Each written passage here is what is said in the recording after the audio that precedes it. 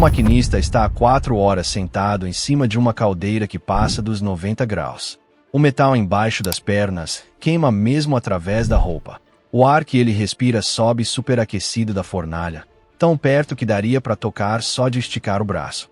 Nas costas dele, separado por toneladas de aço em brasa, o foguista trabalha sozinho numa plataforma descoberta, encharcado pela chuva que começou a cair meia hora atrás. Um não consegue ver o outro. Não conseguem se falar. Quando o maquinista precisa de mais pressão, bate na caldeira com uma chave inglesa. Uma batida, mais carvão. 2 batidas, freia. 3 batidas, emergência. Em noites como essa, com a água batendo no metal e o vento distorcendo qualquer som, esses códigos falham o tempo todo. Um mal-entendido e o trem fica sem freio no meio de uma descida. Essa é a Camelback, e ela ocupa a 10ª posição desta lista. O que significa que existem 9 locomotivas ainda mais estranhas esperando. E a número 1 se mostrou tão impossível de operar que os criadores dela, depois de anos de trabalho e milhões investidos, acabaram sem saber o que fazer com ela. A Camelback nasceu de uma decisão que parecia inteligente nos escritórios. No nordeste dos Estados Unidos sobrava antracito de descarte, um carvão tão difícil de queimar que nenhuma indústria queria. Era extremamente barato. As ferrovias fizeram as contas e decidiram usar. O problema é que acender esse carvão exigia uma fornalha larga demais, impossível de encaixar entre as rodas motrizes na posição normal. A solução foi deslocar a cabine do maquinista para o centro do chassi, montando ela direto em cima da caldeira. O operador ficava preso entre o calor abrasador que subia de baixo e a impossibilidade de enxergar direito para um dos lados, com o próprio corpo da locomotiva bloqueando a visão dele. Ele só percebia os obstáculos quando já estavam em cima. As tripulações das Camelbacks sofriam o dobro de acidentes que as de qualquer outra máquina. Queimaduras, quedas, colisões que ninguém conseguia prever. Em 1927, a Comissão de Comércio Interestadual proibiu a construção de novas unidades. As que já rodavam continuaram operando por anos, porque tirar elas de serviço ia custar mais do que continuar pagando indenização. Mas pelo menos na Camelback dava para respirar. O que vem na 9ª posição obrigava as tripulações a escolher entre se asfixiar ou largar os controles. A fumaça entra na cabine antes do maquinista conseguir fechar os olhos. O túnel tem quase 2 km e a locomotiva acabou de entrar soltando gases pela chaminé da frente. O monóxido de carbono não avisa, não tem cheiro, não arde, só vai empurrando o oxigênio até o cérebro começar a desligar. Os mais experientes aprenderam a hiperventilar antes de entrar, enchendo os pulmões, mas esse túnel é comprido demais para qualquer truque. Alguns maquinistas da Sierra Nevada saíam do outro lado apagados, desabados em cima dos controles enquanto o trem seguia em frente sem ninguém no comando. Outros desenvolveram doenças pulmonares que encurtaram a vida deles décadas depois. As AC-12 da Southern Pacific foram projetadas justamente para resolver esse problema, e a solução parecia piada: construir a locomotiva ao contrário. A cabine foi pro lado da frente, olhando para os trilhos. A chaminé ficou atrás. O ar limpo chegava pela frente, enquanto os gases iam se dispersando no rastro. O projeto funcionava porque essas máquinas queimavam petróleo, não carvão. O combustível podia ser bombeado do tender de trás sem precisar jogar com pá. Durante a Segunda Guerra Mundial, as AC-12 puxaram trens de 7.000 toneladas pelo Passo Donner. Uma locomotiva que parecia andar de ré acabou sendo uma das mais confiáveis da época. Se essas histórias de engenharia extrema são interessantes, um like ou uma inscrição ajuda a fazer elas chegarem a mais gente. A 8ª posição leva o problema pro deserto, onde o que mata não é o ar, é a sede. Nas rotas da África do Sul, as estações de água podiam estar separadas por centenas de quilômetros de terra seca. Uma locomotiva comum soltava o vapor em nuvens brancas a cada golpe de pistão, esvaziando os tanques muito antes de chegar no destino. As equipes de manutenção encontravam máquinas abandonadas no meio do nada, com as caldeiras rachadas pelo calor seco e as tripulações esperando resgate debaixo de um sol que não perdoava. A classe 25 condensadora tentou quebrar essa limitação com um sistema que capturava o vapor de escape, esfriava ele num labirinto de radiadores e devolvia pro tanque em forma líquida. O ciclo podia se repetir quase indefinidamente, dando autonomias teóricas de 800 quilômetros. O preço era um tender monstruoso com 6 ventiladores e mais de 3 quilômetros de tubulação, tão pesado que algumas linhas tiveram que reforçar trilhos e pontes só para aguentar a passagem. O ponto sem volta chegava a cada poucas semanas. Os tubos entupiam com depósitos de calcário que nenhuma limpeza conseguia tirar direito. A eficiência caía. Os ventiladores falhavam sob carga. Muitas companhias acabaram concluindo que construir novas estações de água saía mais barato do que manter essas máquinas funcionando. E mesmo assim, a classe 25 pelo menos parecia uma locomotiva. O que vem na 7ª posição parece um erro de montagem que alguém esqueceu de corrigir. Um inspetor de vias na Rodésia, 1954. O homem está há 3 dias vistoriando uma linha de bitola estreita que corta território montanhoso. As pontes são de madeira, construídas décadas atrás com um orçamento colonial mínimo. Os trilhos estão tortos em vários pontos, onde locomotivas pesadas demais passaram uma atrás da outra. Aí ele ouve o apito e vê surgir algo que não faz sentido. 2 conjuntos de rodas separados, um em cada ponta, com a caldeira e a cabine flutuando no meio sobre um chassi articulado. Parece quebrada. Parece que falta peça. A Beir Garrat passa pela ponte de madeira, sem a estrutura render. O inspetor confere depois. A pressão por eixo é menor que a de locomotivas bem menores. A Garrat distribuía a massa dela sobre 2 truques motorizados independentes que ainda carregavam a água e o combustível, eliminando a necessidade de um tender separado. Conseguia gerar a potência de uma máquina 2 vezes mais pesada, sem arrebentar infraestruturas construídas no improviso. Nas subidas africanas onde outras locomotivas patinavam, as Garrats subiam sem parar. A aparência desconcertava.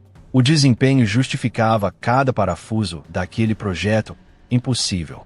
Mas pelo menos a Garrat funcionava como planejado. A 6ª posição mostra que a tecnologia mais avançada pode ser derrotada por algo tão simples quanto a água da torneira. Os mecânicos da London and North Eastern Railway, 1930. Faz uma semana que eles tentam fazer a W completar uma viagem sem dar problema. A locomotiva tinha saído da fábrica um ano antes cercada de sigilo. Caldeira aquatubular tirada dos contratorpedeiros da Royal Navy, pressões de 450 libras por polegada quadrada, mais do dobro de qualquer locomotiva convencional. Os engenheiros juraram segredo. A imprensa foi mantida longe.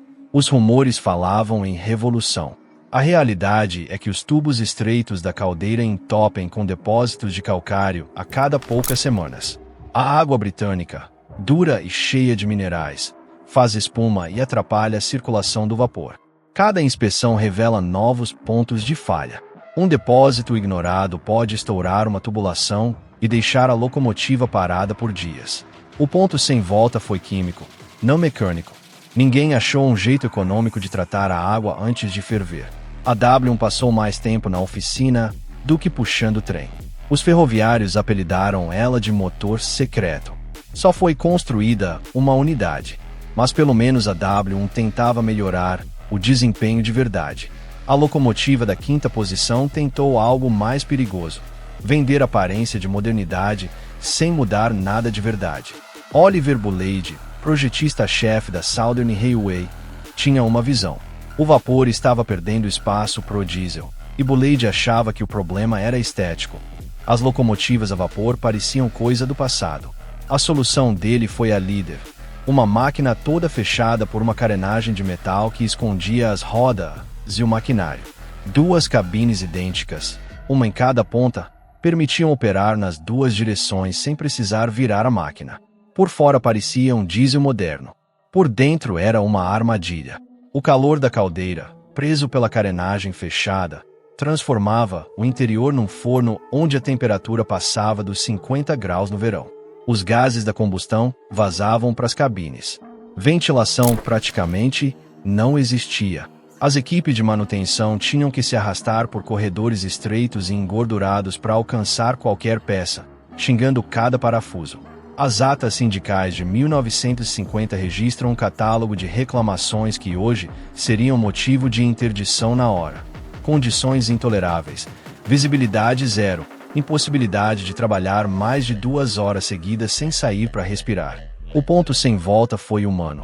Nenhuma tripulação queria operar aquilo. Envolver uma locomotiva a vapor em chapa moderna não transforma ela numa máquina moderna. Só transforma num forno com rodas. Se a líder fracassou por ignorar as pessoas que tinham que operar ela, a quarta posição fracassou por ignorar as leis da física. A Erythriplex tinha 24 rodas motrizes arranhando os trilhos ao mesmo tempo, incluindo um conjunto montado embaixo do próprio tender, todas alimentadas por uma única caldeira. O esforço de tração teórico batia 120 mil libras, suficiente para arrancar qualquer trem que existisse em 1914. E arrancar era exatamente a única coisa que ela fazia bem. O pessoal dos pátios de manobra adorava. Tirava composições monstruosas dos terminais como se não pesassem nada.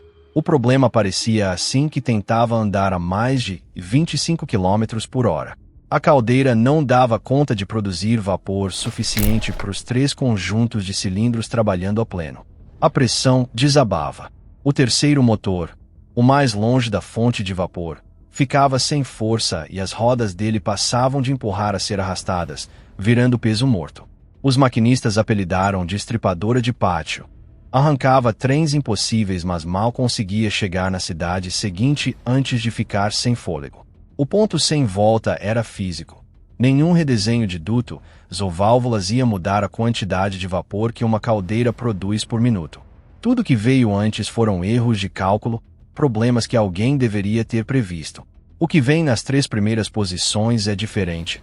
Apostas deliberadas contra os limites conhecidos do vapor, feitas por engenheiros que sabiam exatamente o que estavam arriscando. A S-2 da Pennsylvania Railroad ocupava a 3ª posição com uma ideia que no papel resolvia tudo: trocar os pistões por uma turbina a vapor. Construída pela Baldwin em 1944, a S-2 tinha mais de 37 metros e prometia 6.900 cavalos com uma marcha mais macia e silenciosa que qualquer locomotiva convencional. Turbinas funcionam melhor, girando em velocidade alta e constante. Acima de 65 por hora, os registros do dinamômetro mostram que a S-2 chegava em eficiências comparáveis ao diesel, gastando menos carvão por tonelada-quilômetro que as rivais de pistão. O problema era a realidade do transporte de carga. Trem não anda em velocidade constante. Sai se arrastando do pátio. Para por sinal a cada poucos quilômetros. Sobe rampa devagar. Nessas velocidades baixas, a turbina da S-2 virava um buraco negro de combustível, engolindo carvão e água 3 vezes mais rápido que uma locomotiva normal, sem gerar tração que prestasse. Em velocidade de cruzeiro era silenciosa, elegante, quase futurista. Se arrastando num pátio de manobra, era puro desperdício. Uma máquina perfeita para um mundo onde os trens nunca param. A S-2 pelo menos tinha um problema claro: a velocidade. A 2ª posição tem tantos problemas que nem os engenheiros sabiam por onde começar a resolver. A M1 da Chesapeake End, Ohio, não movia as rodas diretamente. Uma caldeira a carvão produzia vapor que fazia girar 2 turbinas em alta velocidade. As turbinas acionavam geradores elétricos. Os geradores alimentavam motores de tração em cada eixo, igual numa diesel elétrica. 3 tecnologias diferentes em cadeia, cada uma com seus próprios pontos de falha. O pó de carvão, inevitável em qualquer locomotiva que queima esse combustível, entrava nas turbinas e ia depositando resíduo nas pás, desequilibrando os rotores até provocar vibrações destrutivas. Os geradores, expostos ao mesmo tempo ao calor da caldeira e à sujeira do ambiente, superaqueciam com uma frequência que deixava as equipes de manutenção loucas. Os relatórios das tripulações descrevem painéis elétricos tão quentes que queimavam a mão ao encostar, ventiladores de refrigeração que nunca davam conta, e uma carenagem aerodinâmica que prendia fumaça e calor lá dentro até o ar ficar quase irrespirável. E então chegou a número 1. A máquina que os criadores construíram sabendo muito bem que o mesmo conceito já tinha dado errado. A John Henry da ferrovia Norfolk and Western tinha quase 50 metros de ponta a ponta, a locomotiva mais comprida já construída na América do Norte. Por fora parecia uma diesel elétrica moderna, com a carenagem retangular e linhas limpas. Por dentro era o mesmo sistema que tinha falhado na M1. Caldeira carvão alimentando uma turbina a vapor que acionava geradores elétricos ligados a motores de tração em cada eixo. Os engenheiros da Norfolk and Western conheciam cada problema da M1. Sabiam que o pó de carvão destruía as turbinas. Sabiam que os geradores superaqueciam.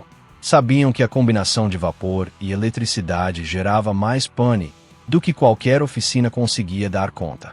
Construíram a John Henry mesmo assim, convencidos de que eles iam conseguir resolver o que a Chesapeake and Ohio não tinha conseguido. Não conseguiram.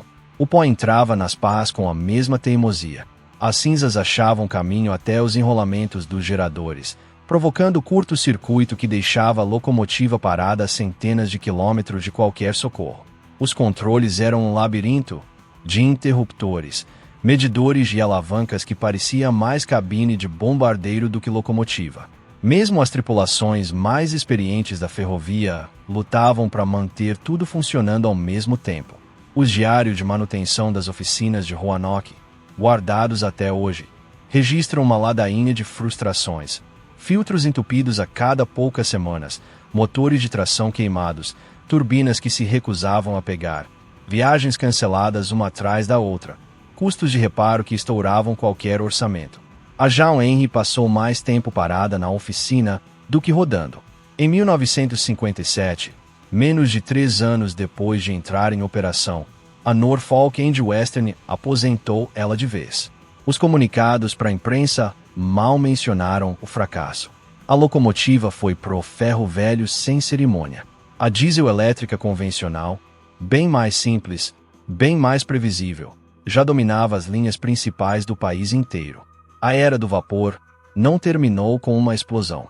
Terminou com uma locomotiva de 50 metros enferrujando num desvio, enquanto os contadores calculavam quanto tinha custado aquela última tentativa de manter viva uma tecnologia que o mundo já tinha decidido abandonar.